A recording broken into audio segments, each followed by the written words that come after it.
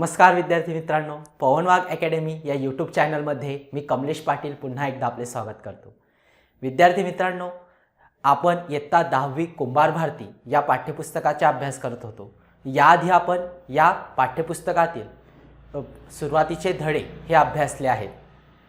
आजच्या या व्हिडिओमध्ये आपण बालसाहित्यिका गिरिजा कीर यांचा हा जो पाठ आहे हा आपण या व्हिडिओमध्ये हा पाठ पूर्ण करणार आहोत।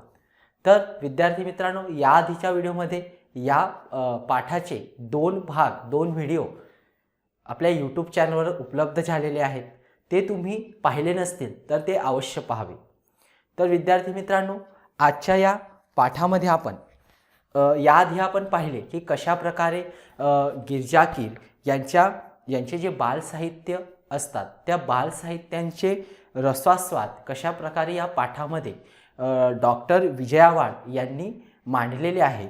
तर आपण याआधी गिरिजा कीर यांनी रचलेल्या बालसाहित्य, बालनाटक, त्यानंतर त्यांनी रचलेले बालसाहित्य यांविषयी आपण माहिती मिळवली होती। पहा, आपण याआधी माहिती जाणून घेतली होती की त्यांनी साहित्य रचना जी केली आहे ती बालकांसाठी केलेली साहित्य रचना, त्यामध्ये त्यांनी जे आपल्या भारतामध्ये होऊन गेलेले समाजसेवक असतील, थोर व्यक्ती असतील, त्यांचे चरित्र त्यांनी लिहिलेले आहेत आणि या चरित्राच्या माध्यमातून त्यांनी सामाजिक बांधिलकीची भावना जणू मुलांच्या हृदयात त्यांनी साद घातलेली आहे। म्हणजे काय, या चरित्रांच्या माध्यमातून त्यांनी सामाजिक बांधिलकीची भावना मुलांच्या मनामध्ये जागृत केलेली आहे। या इथपर्यंत आपण हा पाठ अभ्यासला होता। पहा, त्यांनी या चरित्रांमध्ये पहा थोर व्यक्ती जे आहेत, महात्मा फुले, त्यानंतर पुण्यश्लोक अहिल्याबाई होळकर, तपस्विनी अनुताई वाघ, शिक्षणवती ताराबाई मोडक, पहा यांची चरित्रे त्यांनी लिहिलेली आहेत आणि या चरित्रांची भाषा अत्यंत साधी आणि सोपी आहे, जी बालकांना सहज समजेल। आणि ही चरित्र वाचल्यानंतर त्यांच्यामध्ये सुद्धा या थोर पुरुषांचे, थोर व्यक्तींचे जे मूल्य आहेत, जे गुण आहेत, त्यांच्यामध्ये ते रुजले जातील। तर अशा प्रकारे त्यांनी चरित्रांची निर्मिती केलेली आहे। तर पहा, पुढे आपल्या पाठ्यपुस्तकातील पान नंबर 17 ताराबाई मोडक या शिक्षणवती स्त्रीबद्दल लिहिताना त्या म्हणतात, माणसं ओळखून त्यांच्या योग्य कामाला उपयोग करणं ही ताराबाईंची खासियत होती। पहा, ताराबाई मोडक एक शिक्षणवती महिला, पहा शिक्षण क्षेत्रामध्ये त्यांनी एक मोलाची कामगिरी बजावली आहे, म्हणून त्यांना शिक्षणवती असं म्हटलं जातं। त्यांनी ताराबाई मोडक या शिक्षणवती स्त्रीबद्दल लिहिताना त्या म्हणतात की माणसं ओळखून त्यांच्या योग्य कामाला उपयोग करणं ही ताराबाईंची खासियत। पहा, ताराबाई मोडक यांनी जे समाजकार्य केलेले आहे, जे स्त्रियांच्या शिक्षणाबद्दल त्यांनी जे काम केलेले आहे, त्यांच्या चरित्रामध्ये त्यांनी या कामाचा उल्लेख केलेला आहे। तर माणसं ओळखून त्यांच्या योग्य कामाला उपयोग करणं ही ताराबाईंची खासियत। तर ताराबाई मोडक यांची खासियत काय होती की जे माणसं असतात त्यांच्याअंगी जी गुण आहेत, त्या गुणांचा उपयोग आपण कोणत्या कामासाठी करू शकतो, कोणता व्यक्ती कुठलं काम करू शकतो, हे त्या व्यक्तीमधले गुण ओळखून त्या व्यक्तीची ते काम करण्याची, योग्य कामाला उपयोग करून घेण्याची ताराबाई मोडक यांची खासियत होती। हे खरं आहे, मोठे माणसेच हिऱ्यांची पारख करू शकतात। पहा, जे मोठे माणसं असतात ते खरं हिऱ्यांची पारख करू शकतात।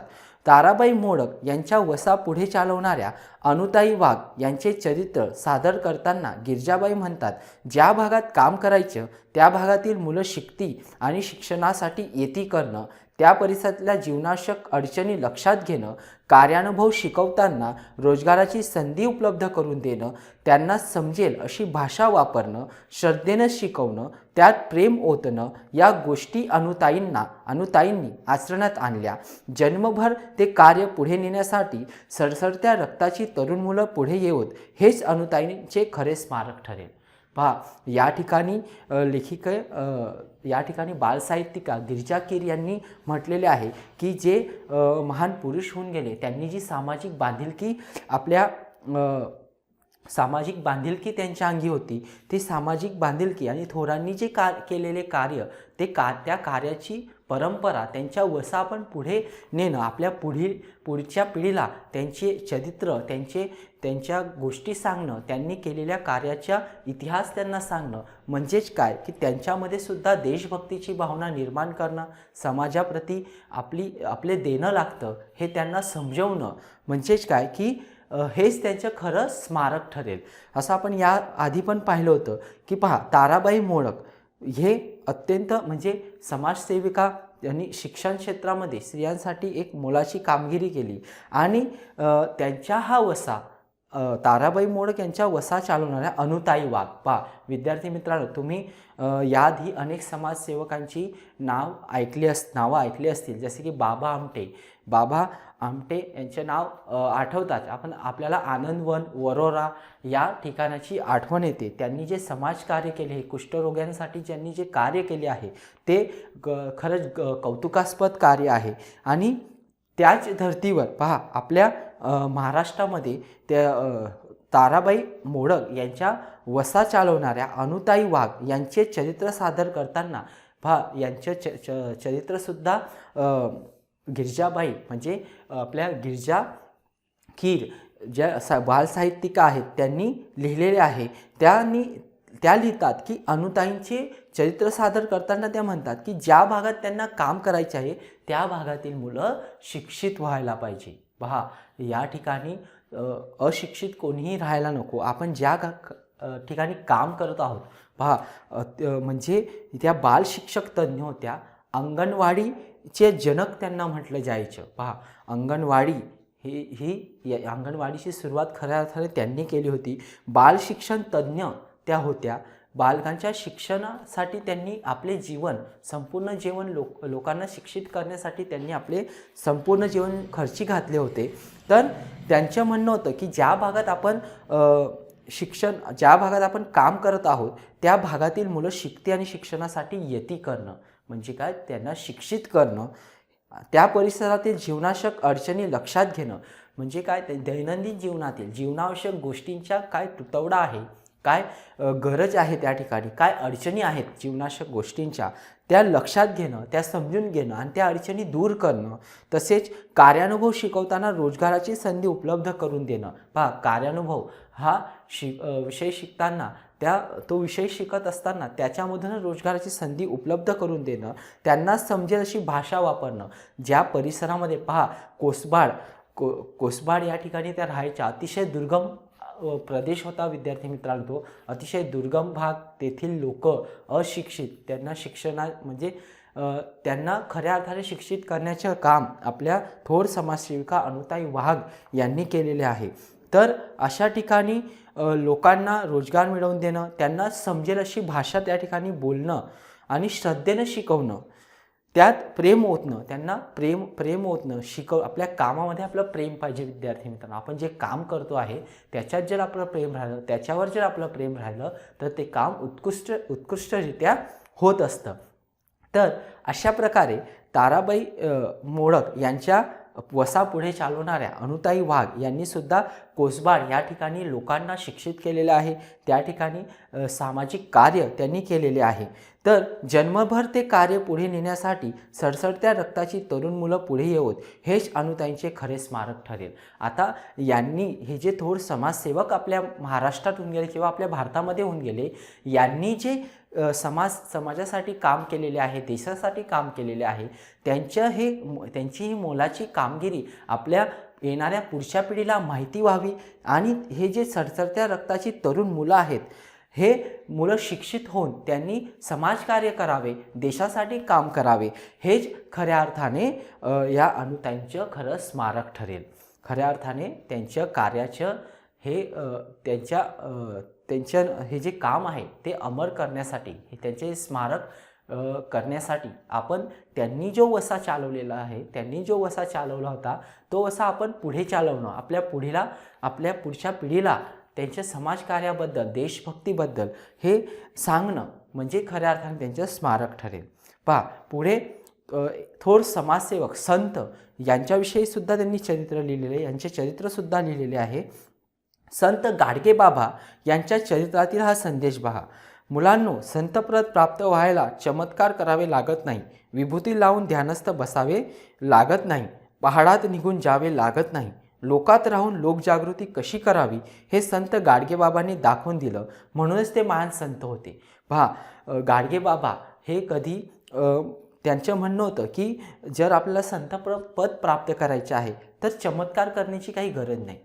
म्हणजे काय की चमत्कार दाखवणं, लोकांना चमत्कार दाखवणं काही गरज नाही. विभूती लावून, विभूती म्हणजे काय, आपण त्याला रख्या वगैरे म्हणतो, राख म्हणतो, ती राख लावून, ती विभूती लावून ध्यानस्थ बसावे लागत नाही. पहा, जर संतपद प्राप्त करायचे म्हणजे संत म्हणून, आता संत म्हटले की बा आपल्या महाराष्ट्रामध्ये संत होऊन गेले, त्यांनी हे असे कुठलेही काम त्यांनी केले नाही. तर त्यांनी कोणते काम केले विद्यार्थी मित्रांनो, त्यांनी समाजकार्य केलेले आहे आणि या समाजकार्यातूनच त्यांना संतपद प्राप्त झालेले आहे. म्हणून गाडगेबाबा म्हणतात की संतपद प्राप्त करण्यासाठी विभूती लावून ध्यानस्थ बसावे लागत नाही किंवा पहाडात निघून जाऊन, हिमालयात निघून जाऊन त्या ठिकाणी ध्यान करावे लागत नाही.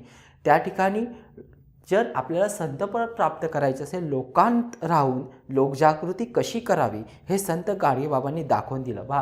संत गाडगेबाबा यांनी स्वच्छता अभियान राबवलेले होते. स्वच्छता अभियानाचे जनक आपण त्यांना म्हणतो. तर त्यांनी स्वच्छतेचा संदेश आपल्या संपूर्ण समाजाला दिलेला आहे विद्यार्थी मित्रांनो. तर त्यांनी हा जो संदेश दिलेला आहे हा त्यांचं म्हणणं होतं की संतपद प्राप्त करण्यासाठी समाजकार्य करावे लागतात. समाजामधील लोकांना ज्या वाईट चालीरीती आहेत, वाईट परंपरा आहेत, रूढी आहेत, त्यांच्याविषयी जागृत करावे लागते. समाजाला शिक्षित करावं लागतं. समाजामध्ये राहून लोकजागृती करावी लागते.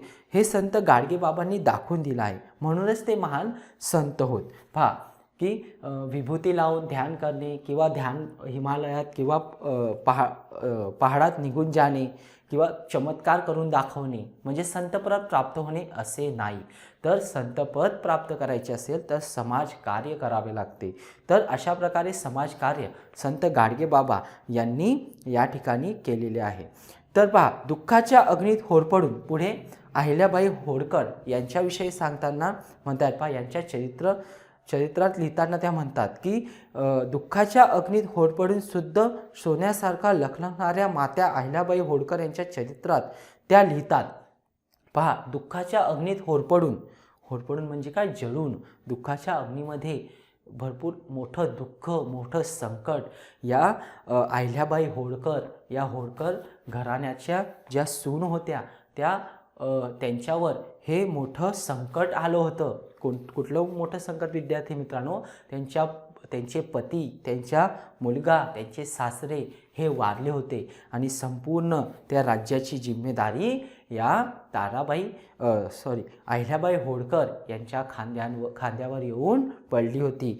तर असं मोठं दुःख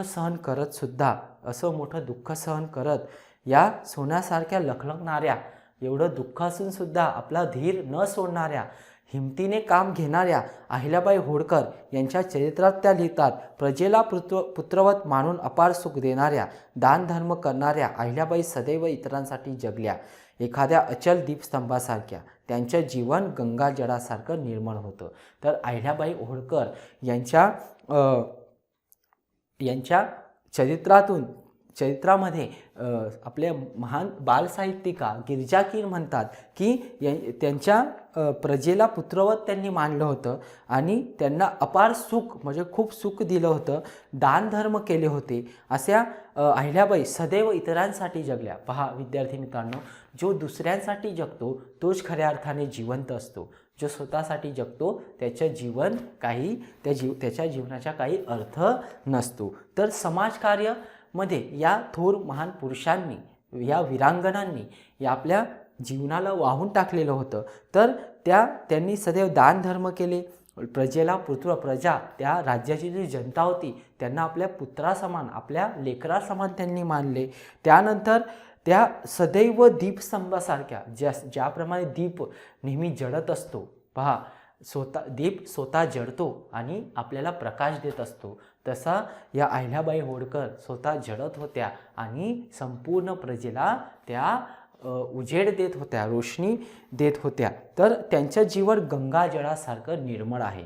गंगाजळ, ज्याप्रमाणे गंगा नदीचं पाणी निर्मळ असतं, स्वच्छ असतं, तसं त्यांचं मन या गंगा नदीसारखं, गंगा नदीच्या पाण्यासारखं निर्मळ आहे. म्हणजे काय? स्वच्छ आहे, स्वच्छ होतं. पहा विद्यार्थी मित्रांनो, या ठिकाणी बालसाहित्यिका गिरिजा कीर यांनी जे चरित्र लिहिलेले आहे, हे चरित्र लिहिण्यामागचा हेतू एकच, की मुलांमध्ये चांगले मूल्य जोपासले जावेत, त्यांना त्यांच्या अंगी चांगले गुण त्यांनी बाणावेत. हे चरित्र वाचल्यानंतर त्यांच्या मनात सुद्धा समाजकार्य, स्वच्छता, शिक्षण, हे जे सामाजिक प्रश्न आहेत यांच्याबद्दल लोकजागृती, त्यांच्या मनात जागृती निर्माण व्हावी आणि त्यांनी पुढे शिक्षित होऊन समाजासाठी कार्य करावे, हाच हेतू या ठिकाणी आपल्या महान बालसाहित्यिका, लेखिका गिरिजा कीर यांचा आहे. म्हणूनच त्यांनी अत्यंत साध्या सोप्या भाषेत ही जी चरित्र लिहिली आहेत, ही बालकांच्या मनावर अधिराज्य गाजवतात आणि बालकं ही चरित्र वाचल्यानंतर खरेच त्यांच्या मनामध्ये त्यांच्या अंगी जी मूल्य जोपासले गेले. पहा, महात्मा ज्योतिबा फुले यांनी कशा प्रकारे स्त्रियांच्या शिक्षणासाठी आपले जीवन वेचले, आपले जीवन खर्ची घातले, ते स्त्री शिक्षणासाठी त्यांनी किती मोलाची कामगिरी केली. यामधून सुद्धा यांच्या चरित्रातून प्रेरणा त्यांना मिळू शकते. त्यानंतर श्री अनुताई वाघ, ताराबाई मोडक, त्यानंतर संत गाडगेबाबा यांच्या चरित्रातून स्वच्छतेचा संदेश त्यांना मिळू शकतो. त्यानंतर अहिल्याबाई होळकर यांच्या चरित्रातून त्यांना जीवनामध्ये कितीही मोठे संघर्ष आले तर आत्मविश्वासाने त्या संकटांना तोंड द्यायचे असते. कितीही मोठे संकटे आले तर आत्मविश्वासाने संकटांना तोंड द्यायचे असते. हे मूल्य त्यांच्या अंगी जोपासले जातील, हाच हेतू या ठिकाणी आपल्या महान बालसाहित्यिका गिरिजा कीर यांचा आहे.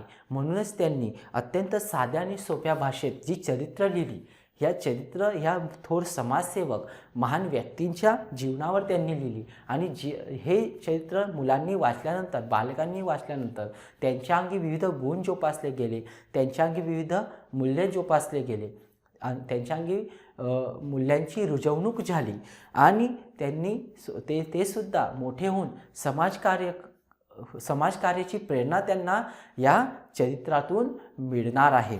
तर अशा प्रकारे महान चरित्र निर्मितीचे काम आपल्या बालसाहित्यिका, असे बालसाहित्य निर्माण करण्याचे काम आपल्या बालसाहित्यिका लेखिका गिरिजा कीर यांनी केलेले आहे. अशा प्रकारे प्रत्येक चरित्रातून गिरिजाबाईंनी मुलांना एक प्रत्ययकारी संदेश दिलेला आहे. पहा, मी आधी सांगितलं की मुलांना एक प्रत्ययकारी संदेश, एक चांगला संदेश दिलेला आहे. मुलांना पचेल, रुचेल अशी सोपी पण हृदयाला हात घालणारी भाषा वापरून त्यांनी चरित्र लेखनाला एक नवा आयाम दिला आहे. पहा विद्यार्थी मित्रांनो, तर असे चरित्र निर्माण करून त्यांनी प्रत्येक चरित्रातून मुलांच्या अंगी एक नवीन मूल्य, मुलं त्यांच्यामध्ये एक नवीन मूल्य विकसित करतील असे हे चरित्र आहेत. त्यांना एक प्रत्ययकारी संदेश मिळेल आणि मुलांना पचेल, रुचेल म्हणजे समजेल आणि आवडेल अशी सोपी भाषा या चरित्रांची आहे. आणि हे चरित्र वाचल्यानंतर त्यांच्या हृदयाला हात घालणारी म्हणजे विद्यार्थी मित्रांनो, त्यांच्या मनामध्ये लोकजागृती निर्माण करणे, समाजकार्याची जागृती निर्माण करणारी, मोठे होऊन समाजकार्याची भावना त्यांच्यामध्ये जागृत करणारी ही जी चरित्रे आहेत, ही त्यांच्या हृदयाला हात घालत आहेत. तर अशी साधी सोपी भाषा वापरून त्यांनी चरित्र लेखनाला एक नवा आयाम दिला आहे. पहा, आयाम म्हणजे काय विद्यार्थी मित्रांनो? आयाम म्हणजे एक नवा दृष्टिकोन दिलेला आहे. पहा,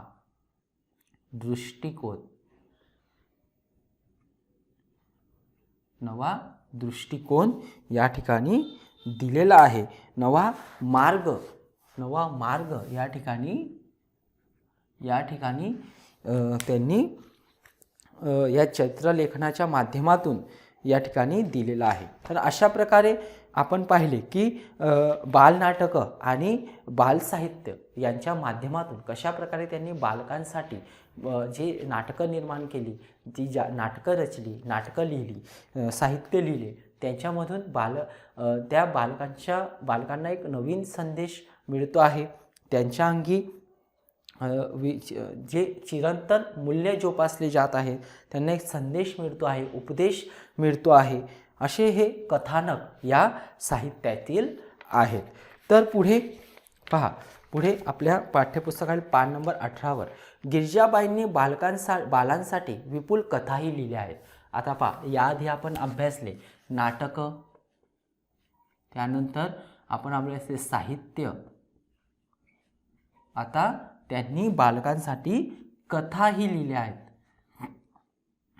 पहा, कथा सुद्धा त्यांनी लिहिलेल्या आहेत. तर कोणत्या कथा आहेत त्या आपण पाहू. पहा, तर बालकांसाठी त्यांनी कोणत्या कथा लिहिलेल्या आहेत. तू सावित्री हो या पुस्तकात एकूण 8 कथा आहेत.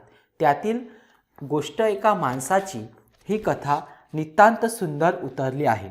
मधू या गरीब मुलाची आई आजारी पडते. पहा, या ठिकाणी गिरिजाबाईंनी म्हणजे बालसाहित्यिका गिरिजाकीर यांनी लहान मुलांसाठी जी कथा लिहिल्या आहेत, कथाचे रचनासुद्धा केलेले, कथालेखनसुद्धा त्यांनी केलेले आहे. यामध्ये सर्वात लोकप्रिय जे कथा लेखन आहे ते म्हणजे तू सावित्री हो या पुस्तकात एकूण किती कथा आहेत, तर 8 कथा आहेत. तर या 8 कथांमध्ये एक गोष्ट आहे, ती गोष्ट म्हणजे गोष्ट एका माणसाची. ही कथा नितांत सुंदर उतरली आहे. म्हणजे काय, खूपच सुंदर ही कथा आहे, जी मुलांना खूप आवडलेली आहे. मधू या गरीब मुलाची आई. पहा, ही जी कथा आहे मधू या मुलाची आहे. मधू या गरीब मुलाची आई आजारी पडते. तिच्या पोटात गाठी झाल्याचे डॉक्टर सांगतात आणि ऑपरेशनने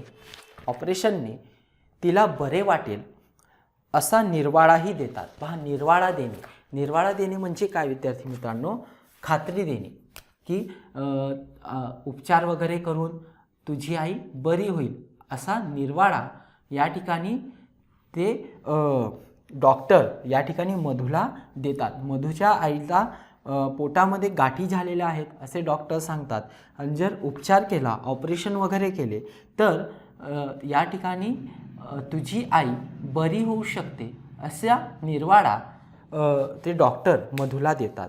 मधू अत्यंत निरुपायाने एकाचे पाकिट मारतो. पहा, आता आईच्या ऑपरेशनसाठी मधूजवळ पैसे नाहीत, तर मधू काय करतो मधू चोरी करतो. मधू एकाचे पाकिट मारतो म्हणजे काय, चोरी करतो, कारण त्याच्याजवळ पैसे नसतात. मधू नोटा मोजतो, तब्बल 2000, पण सोबत चिठ्ठी असते. पहा, मधू ज्या व्यक्तीचे पाकिट मारतो त्या पाकिटमध्ये 2000 रुपये असतात, परंतु त्या 2000 रुपयांमध्ये एक चिठ्ठीसुद्धा असते. ती चिठ्ठीमध्ये काय लिहिलेले असते पहा, प्रिय आनंदा, सोबत 2000 रुपये पाठवतोय. आईचे औषध पाणी नीट कर, मी येत नाही, तेवढेच पैसे वाचतील, आईच्या उपयोगी पडतील. खाली पत्ता दिलेला होता. पहा, या ठिकाणी जे पाकिट मधूने मारले होते त्या पाकिटमध्ये 2000 रुपये होते आणि त्याच्यासोबत एक चिठ्ठीसुद्धा होती आणि त्या चिठ्ठीमध्ये लिहिले होते. पहा, ही चिठ्ठी एका भावाने दुसऱ्या भावाला लिहिली असेल. तो भाऊ म्हणतो आहे की प्रिय आनंदा, मी सोबत 2000 रुपये पाठवतो आहे, आईचे औषध पाणी नीट कर, मी येत नाही, जर मी आलो तर आणखी किती पैसे खर्च होतील, जर मी नाही आलो तर तेवढेच पैसे वाचतील आणि ते आईच्या उपचारासाठी कामात येतील. परंतु हे पाकिट मधूने मारलेलं असतं, चोरी केलेली असते आणि त्या चिठ्ठीच्या खाली पत्ता लिहिलेला असतो. या पत्राने मधूचे डोळे उघडतात. म्हणजे काय, मधूचे डोळे उघडतात म्हणजे मधू त्याच्या आईच्या प्रेमापोटी. पहा, मधू हा एक चांगला मुलगा असतो, परंतु आईच्या प्रेमापोटी, आईच्या ऑपरेशनसाठी तो चोरी करतो, परंतु आईच्या प्रेमापोटी, आईच्या प्रेमामध्ये अंध झालेला हा मधू ही चिठ्ठी वाचल्यानंतर अचानक त्याचे डोळे उघडतात. तो पत्ता शोधत त्या माणसाकडे जातो. त्या माणसाने आपल्या आईच्या आजारपणासाठी ते पैसे ठेवलेले असतात. मधू आपल्या वाईट कृत्याची कबुली देतो. पहा विद्यार्थी मित्रांनो, या ठिकाणी मधूला पश्चाताप होतो की मी जे हे पैसे चोरले आहेत ते पैसे कोणाच्या तरी आईच्या उपचारासाठीच आहेत आणि मी जर त्याची आई म्हणजेच माझी आईसुद्धा आहे. म्हणून या भावनेने पहा ही कथा, या कथामधून मानवतेचा संदेश देणारी ही कथा आहे विद्यार्थी मित्रांनो. तर असे थोर कथा आपल्या थोर बालसाहित्यिका लेखिका गिरिजा कीर यांनी लिहिलेल्या आहेत. तर ही कथा मानवतेचा संदेश देणारी आहे. पहा या ठिकाणी मधूचे डोळे उघडतात. मधूला पश्चाताप होतो की आपण हे काय केले. हे पैसे ह्या पैशाने आपण आपल्या आईचे जीव तर वाचवू शकतो, परंतु आपण एका दुसऱ्याच्या आईचं प्राण घेत आहोत. हे दुसऱ्याच्या आईच्या उपचारासाठी असलेले पैसे आहेत. म्हणून मधू काय करतो, त्या पत्त्यावर जातो, त्या माणसाला शोधतो आणि त्याच्या आईच्या आजारपणासाठी ते ठेवलेले पैसे असतात. मधू आपल्या वाईट कृत्याची कबुली देतो. पहा, कबुली देणे म्हणजे काय, मान्य करणे. त्यांनी जे वाईट कृत्य केले होते, चोरी करायचे, त्याची तो कबुली देतो. कबुली देणे म्हणजे काय, कबुली देणे म्हणजे मान्य करणे. त्यांनी जे चोरी केलेली आहे ती चोरी तो मान्य करतो. पहा, पण तो मनुष्य ते पैसे मधूला परत करतो. पहा या ठिकाणी विद्यार्थी मित्रांनो, तो मनुष्य किती चांगल्या हृदयाचा असेल, चांगल्या मनाचा असेल, तो त्या ठिकाणी ते पैसे मधूला परत करतो. आजच आई गेल्याची तार आली. पहा, त्याला आजच ताई म्हणजे त्याची आई वारल्याची बातमी त्याला मिळाली आहे, तार आली. आता मी या पैशांचं काय करू. तुला हे पैसे कामी येतील. तुझी आई बरी झाली तर माझीच आई बरी झाली असा आनंद मिळेल. मोठ्या मनाचे हे दर्शन विस्मयचकित करणारे आहे. पहा, मानवतेचा संदेश देणारे त्या माणसाने मधूला ते रुपये परत केले आणि त्याला सांगितले की तुझी आई, माझी आई तर आता मेली, हे पैशांचे मी आता काय करू. जर हे पैसे, या पैशांनी जर तुझ्या आईचे प्राण वाचत असतील, तुझ्या आईचे प्राण वाचले तर माझी आई बरी झाली, तुझी आई जर बरी झाली तर माझी आई बरी झाली असा आनंद मला मिळेल. म्हणून हे पैसे तू तुझ्या आईच्या उपचारासाठी घे असं त्या माणसाने, पहा किती निर्मळ मनाचा तो माणूस असेल, किती. पहा या ठिकाणी मानवतेचा संदेश देणारी ही कथा आहे. मोठ्या मनाचे दर्शन, त्या माणसाच्या मोठ्या मनाचे दर्शन विस्मयचकित करणारे आहे. म्हणजे काय, अचंबित करणारे आहे. विस्मयचकित, विस्मयचकित करणे, चकित करणे म्हणजे काय, विस्मयचकित करणे म्हणजे काय, अचंबित करणे, अचंबित करणे. पहा या ठिकाणी मोठ्या मनाचं दर्शन या ठिकाणी होत आहे. तर अशा प्रकारे या कथामधून लेखिकेने जे संदेश दिले आहेत मानवतेचे, ही कथा वाचल्यानंतर मुलांच्या मनात मानवता हे मूल्य जोपासले जाणार आहे. अशा प्रकारे अत्यंत मुलांच्या दैनंदिन जिव्हाळ्याचे प्रश्न समजून बालसाहित्यिका, लेखिका ज्या आहेत, महान लेखिका गिरिजा कीर यांनी लेखन केलेले आहे विद्यार्थी मित्रांनो. आणि नक्कीच अशी कथा जर वाचल्यानंतर बालमनावर एवढे परिणाम होतात की ते मोठे होऊन नक्कीच ते चांगले व्यक्ती म्हणून समाजामध्ये कार्य करू लागतील. असे उत्कृष्ट लेखन या बालक्षेत्रामध्ये, बालसाहित्याच्या क्षेत्रामध्ये लेखिका गिरिजा कीर यांनी केलेले आहे. तर अशा प्रकारे पुढे पहा, ही कथा जी आहे मधूची, ही मानवतेचा संदेश देणारी आहे. पहा, आपण याआधी बी अभ्यासलं होतं की ज्या गिरिजा कीर या ज्या बालसाहित्यिका आहेत, यांच्या लेखन प्रवासाला माणुसकीची किनार आहे. म्हणजे काय, मानवतेचा संदेश देणारे हे त्यांचे लेखन प्रवास आहे. तर पहा, अशा प्रकारे मानवतेचा संदेश देणारी ही जी कथा मुलं वाचल्यानंतर खरंच त्यांच्यामध्ये चांगले मूल्य हे चिरंतन रुजले जातील आणि खरंच ते मोठे होऊन एक चांगले व्यक्ती म्हणून समाजामध्ये समाजकार्य करतील अशी आशा आहे. तर यानंतर पहा, फुलं फुलवणारा म्हातारा या पुस्तकातील याच नावाची पहिलीच कथा मोठी सुरेख आहे. या कथेत खूप चमत्कार असले तरी मूळची ही जपानी कथा खिळवून ठेवते. पहा, फुलं फुलवणारा म्हातारा ही या पुस्तकातील जी तू सावित्री हो या पुस्तकात विद्यार्थी मित्रांनो तुम्ही हे पुस्तकं वाचा, खरंच तुम्हाला आनंद येणार आहे हे पुस्तकं वाचल्यानंतर. तू सावित्री हो या पुस्तकामध्ये एकूण 8 कथा आहेत. त्याच्यामध्ये पहिली जी कथा आहे गोष्ट एका माणसाची ती आपण अभ्यासली. त्यानंतर जी दुसरी कथा आहे ती आहे फुलं फुलवणारा म्हातारा.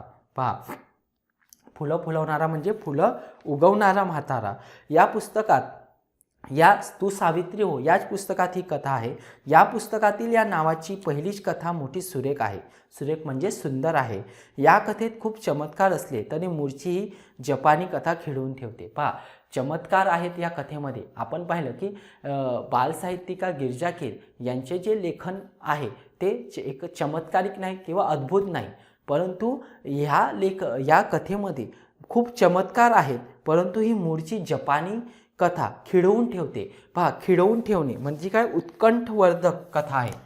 पहा, ही कथा काय करते, आपल्याला खिळवून ठेवते. खिळवून ठेवते म्हणजे काय, म्हणजेच काय, ही एक उत्कंठवर्धक.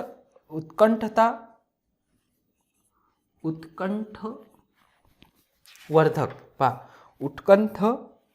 उत्कंठावर्धक म्हणजे काय की ही कथा वाचल्यानंतर पुढे काय होईल, बरोबर, असं वाटतं की पुढे काय होणार आहे. आपल्याला म्हणजे एक मनाला ओढ लागलेली असते की आपण आजच्या आजच ही संपूर्ण कथा वाचून टाकावी. एवढी ही खूप चांगली कथा आहे की ही खिळवून ठेवते, आपल्याला खिळवून ठेवते. म्हणजे काय, ही उत्कंठावर्धक कथा आहे. आपण याआधी पाहिले की आपण एखादा साहित्यकृतीचा रसास्वाद घेत असतो तर कोणकोणते मुद्दे आपण लक्षात ठेवायला पाहिजे की असे आकर्षित व उत्कंठावर्धक आहे का, हे आपण पाहिलं होतं हा मुद्दा.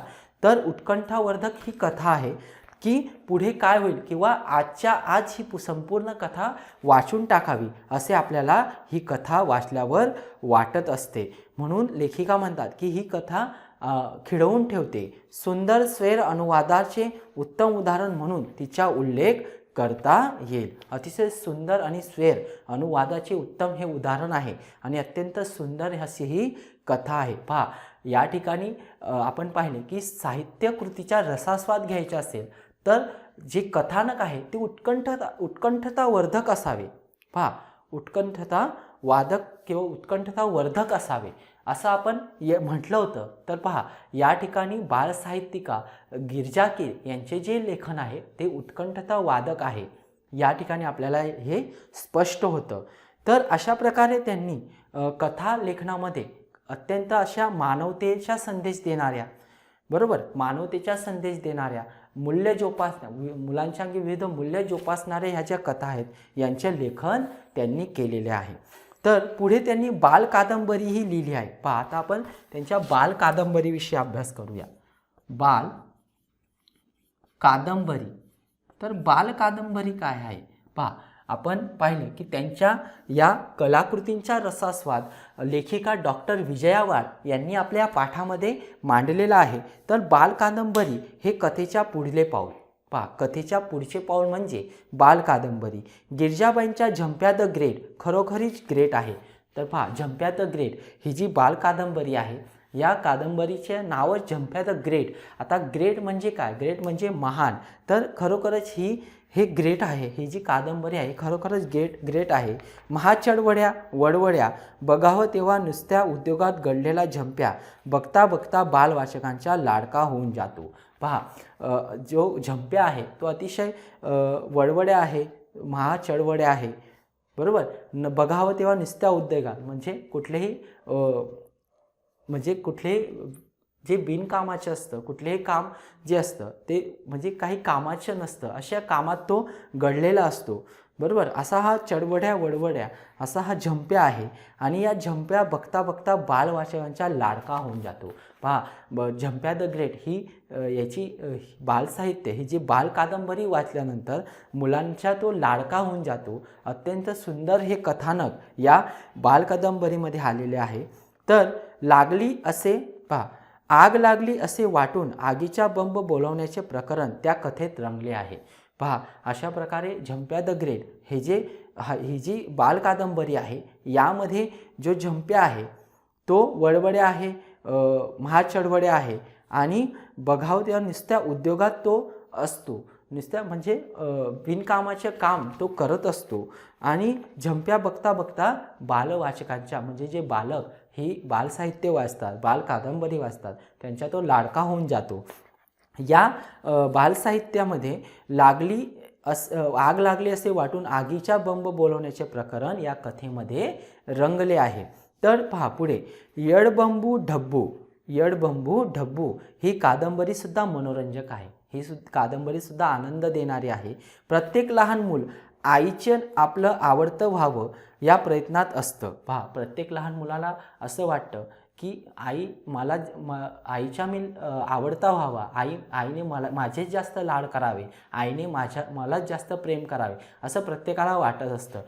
एका घरामध्ये 2-3 भावंड असतील तर प्रत्येक मुलाला वाटत असतं की भावापेक्षा किंवा बहिणीपेक्षा आईने माझे जास्त लाड करावे, असं प्रत्येकाला वाटत असतं. तसंच ढब्बू हा मुलगा आईला उगाच त्रास देणारा नसतो. पहा, आता ही जी कादंबरी आहे ही एका लहान मुलावर आहे, एडबंबू ढब्बू. आता ढब्बू या एका मुलाचे नाव आहे. त्यालासुद्धा असं वाटतं की आईचं मी आवडतं व्हावं, अशा प्रयत्नात तो नेहमीच असतो. बरोबर, अशा प्रयत्नात तो सुद्धा नेहमीच असतो. ढब्बू हा मुलगा आईला उगाच त्रास देणारा नसतो. ताईचा साखरपुडा असतो, त्यासाठी घरात मिठाई केलेली असते. काही गरीब मुले मागू लागतात, ढब्बू नाही म्हणतो, पण आई म्हणते तुकडा देऊन टाक त्यांना, कुणाला दुःखी ठेवू नये. पहा, ढब्बूच्या घरात त्याच्या ताईचा साखरपुडा असतो, घरामध्ये मिठाई केलेली असते, पण जेव्हा आसपासच्या गल्लीतील गरीब मुलं येतात आणि ढब्बूकडून मिठाई मागू लागतात, तेव्हा ढब्बू ती मिठाई देत नाही, तो नाही म्हणतो. परंतु आई म्हणते आहे की तुकडा थोडी मिठाई या सगळ्यांना देऊन टाक, कुणालाही दुःखी ठेवू नये, सर्वांवर प्रेम करावे. पहा, हे मूल्य हे बालकादंबरी वाचल्यानंतर विद्यार्थी मित्रांनो बालकांच्या मनावर अतिशय असा खूप याचा चांगला परिणाम होणार आहे. बालकांच्या मनावर संस्कार घडवणारे लेखन आपल्या बालसाहित्यिका लेखिका गिरिजा कीर यांनी विद्यार्थी मित्रांनो अतिशय सुंदरपणे केलेले आहे. तर असे सुंदर संस्कार या लेखनातून बालकांच्या मनावर बालकांमध्ये रुजले जाणार आहेत. तर अशा प्रकारे आई म्हणते की कोणाला दुखवू नये, सर्वांवर प्रेम करावे, ढब्बू ते ध्यानात ठेवतो. पहा, लहान मुलं कशी असतात, त्यांना एखादी गोष्ट जर सांगितली तर ते कायमस्वरूपी लक्षात ठेवतात. दुपारी सगळे वामकुक्षी घेत असतात, त्यावेळी आईने व्यायांना देण्यासाठी आणलेली मिठाईचे ताट ढब्बू भिकाऱ्यांना वाटतो. तो भाग वाचकांना आवडावा असा आहे. पहा, दुपारच्या वेळी सगळे घरातील मंडळी वामकुक्षी घेत असतात. आता वामकुक्षी म्हणजे काय, तर पहा विद्यार्थी मित्रांनो, वामकुक्षी म्हणजे काय की दुपारच्या जेवणानंतर आपण थोडी डुलकी घेत असतो, थोडी झोप घेत असतो, त्याला वामकुक्षी असे म्हणतात. त्यावेळी आईने व्याह्यांना व्याही म्हणजे काय, तर पहा व्याही म्हणजे काय, तर मुलाच्या किंवा मुलीच्या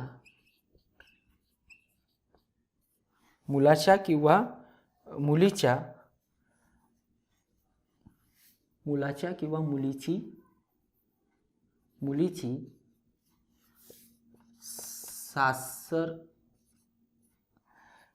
सासरे मुलाचे किंवा मुलीचे सासरे जे असतात त्यांना आपण व्याही म्हणत असतो. तर विद्यार्थी मित्रांनो, हे जे व्याह्यांसाठी पहा, आपल्या घरी जर एखादा कार्यक्रम असला तर आपण व्याह्यांसाठी आपले जे मानाचे प्रमुख पाहुणे असतात, मानपानाचे पाहुणे आपण त्यांना म्हणतो, या मानपानांच्या पाहुण्यांसाठी आपण काही मिठाई वगैरे एका साईडला ठेवतो, एका बाजूला काढून ठेवतो आणि ते जेव्हा जातात तेव्हा त्यांना आपण ते देत असतो. अशा प्रकारे व्याह्यांना देण्यासाठी आणलेली मिठाईचे ताट ढब्बू भिकाऱ्यांना वाटतो तो भाग वाचकांना आवडावा असा आहे. एकूणच गिरिजाबाईंनी पहा अतिशय सुंदर या ठिकाणी बालमनाचे दर्शन लेखिका गिरिजा कीर यांनी केलेले आहे. एकूणच गिरिजाबाईंना शब्दांचे इतके सुंदर दान पडले आहे की अनंत हसले कमलाकराने देता किती घेशील दो कराने. पहा या गिरिजा कीर या ज्या बालसाहित्यिका आहेत यांच्या शब्दांचे इतके सुंदर दान पडले आहे की अतिशय सुंदर शब्दात साध्या सोप्या शब्दात त्यांनी जे लिखाण केलेले आहे त्या लिखाणांना ते वाचन केल्यानंतर बालकांवर जे संस्कार घडणार आहेत ते अतिशय कौतुकास्पद आहे. विद्यार्थी मित्रांनो, त्यांचे जे लेखन आहे ते अतिशय कौतुकास्पद आहे. त्यामुळे लेखिका या ठिकाणी म्हणतात की अनंत हस्ते कमलाकराने देता किती घेशील दो कराने.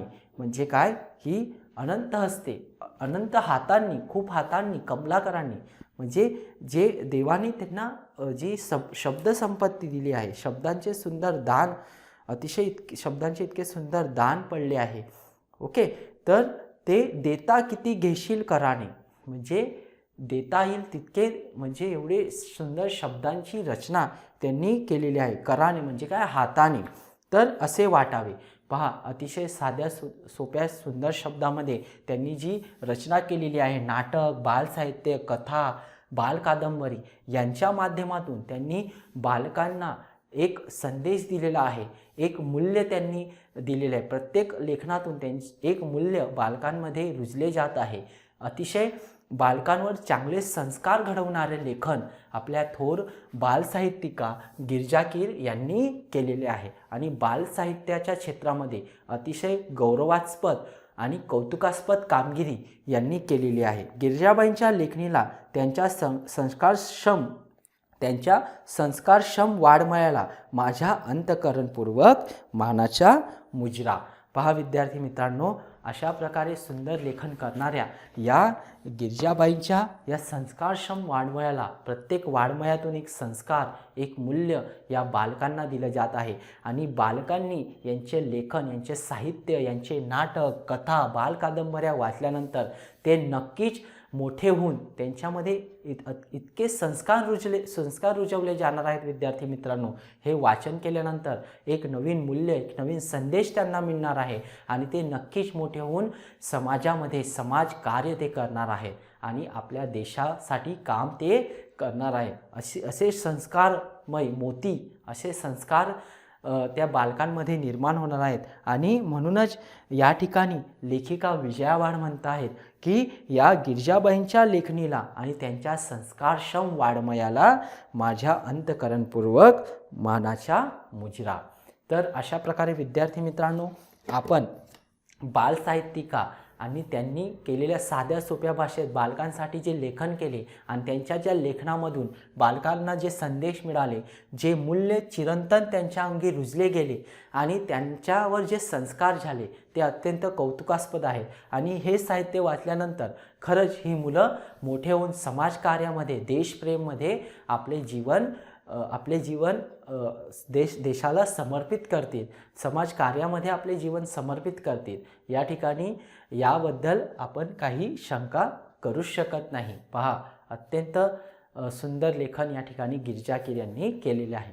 तर विद्यार्थी मित्रांनो, अशा प्रकारे आपण बालसाहित्यिका गिरिजा कीर हा पाठ अभ्यासला आहे. तुम्हाला हा पाठ आवडला असेल तर लाईक करा शेअर करा आणि आमच्या या चॅनलला सबस्क्राईब करा. तोपर्यंत धन्यवाद.